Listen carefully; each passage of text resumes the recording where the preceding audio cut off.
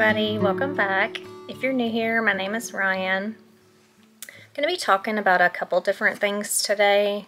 I'm going to be talking about my lab results. I went to my primary care physician a few weeks ago and she ran a bunch of labs for me. And then I'm also going to be talking about my video that I posted a couple weeks ago where I was talking about my age, you know, and the trouble that I have sometimes with people at the doctor's office or anyone in general, just, you know, with me wanting to have a baby and how people feel about that or the responses I get or how people treat me. I guess I'll start with the video I posted a couple weeks ago. So I was just reflecting on that video. Like I said, I wasn't sure if I was going to post that video, but I always want to be, anytime I have real feelings, I want to put that out there because I want my viewers to know that they are not alone and it is okay to be upset and to want to vent. And I know that the community out there is amazing, and I got amazing responses and awesome comments and encouraging words, and I got great advice, and so that's why I wanted to put that video out there. But I just wanted to add that I think after watching that video back myself a couple times, the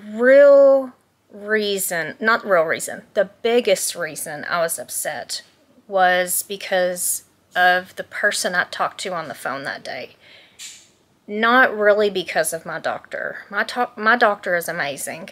Because I had a lot of comments about finding a new doctor, and I think it was more because of the nurse that I talked to. She just, and this day that I got upset, I got so upset because this isn't the first time that I've had a nurse talk to me this way. She was just not caring. She wasn't real kind. She was kind of just blunt and just sat there. And normally when I talk to the nurses on the phone, I talk to someone different every time. And there's only been about 1 or 2 nurses from that doctor's office that actually cared and had a conversation with me and acted caring and concerned and like they actually cared what I was talking about and spent their time on the phone with me. Most of the ones I talked to, like the one that day, when they find out my age, they don't really seem concerned with what I have to say, and they don't really seem like my issue is important. So my real, I think my biggest reason I was upset that day was because of the nurse and because they don't care enough. Yes, it has been over 2 years since we have been trying to conceive. Long story short, I think that if I had pushed it more with my doctor, she would have been better about it. I love my doctor. She's amazing. She has always respected my feelings and been a great doctor. I mean, with the 3 deliveries that I've had, she came in even when she wasn't on call and delivered my babies. I told her I never wanted an episiotomy. She never did that. I didn't want Pitocin. She never gave me Pitocin when I was in labor. With Walter, he was a huge baby. Well, if I had gone full term, he probably would have been a 9 or 10 pound baby. But I delivered, if you watched my birth vlog, my water broke at 37 weeks and 5 days. Anyway, when I delivered him, he was 8 pounds 1 ounce. I had 3 different doctors tell me I was going to have a C-section. But I told her I wanted to have a vaginal delivery. And she said, okay, you can try if you want to. I just feel like she has always respected anything that I really want. So I feel like she has always been a good doctor. So in that video, I don't want, I feel like maybe I said some negative things about her. I don't remember exactly what I said, but I just want to clear it up. And the reason I was really upset was because I just wish people would care more, would show more sympathy to people who are having trouble with infertility, miscarriage, you know, no matter what the age is. And I'm sure you all agree with me completely on that. And I just want to thank y'all so much for your kind words, your support, your love, your comments, and it was just awesome. So you guys are so great. Okay, now on to my labs. So my primary care physician ordered a bunch of labs, and some of them were just regular labs. My CBC, CMP, A1C, thyroid, lipid profile, anti-cardiolipin profile, those were all normal. My vitamin B12 is usually low, but that one came back normal, and probably I'm thinking that might be in my prenatal vitamin.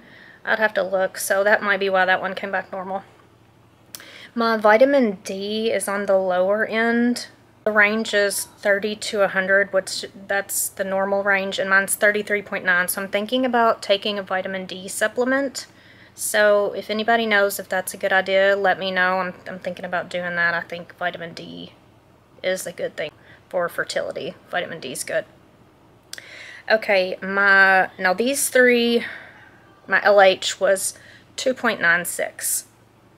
Now these labs were drawn the day before I started my period. This was a few weeks ago. So when I tried to research these on the internet, it gave me several ranges, so I don't really know what these mean. If anybody knows about this stuff and is good with this, please tell me what this means.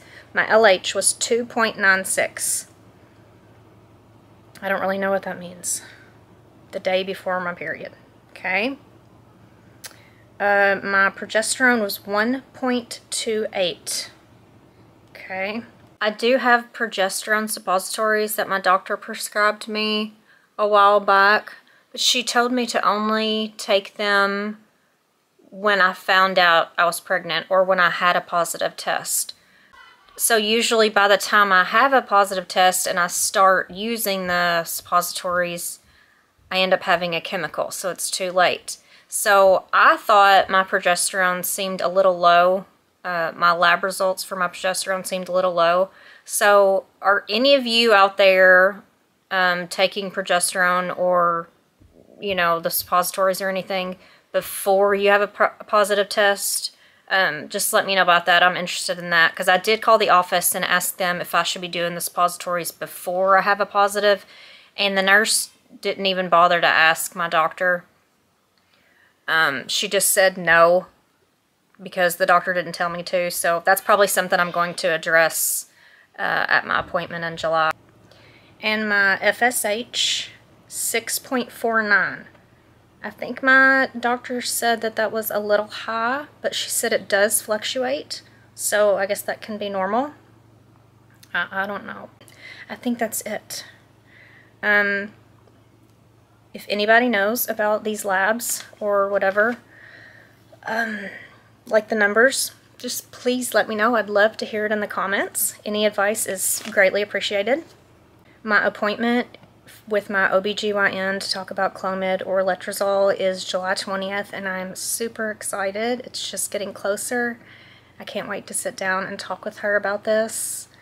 I honestly wish I had done it sooner, or known about it sooner. I don't know enough about this stuff. You know, I know some things, but I don't know enough about, you know, I don't know the whole spectrum. So I really appreciate it being suggested. I hope you guys are doing well, and we'll see you next time. I'll keep you guys updated.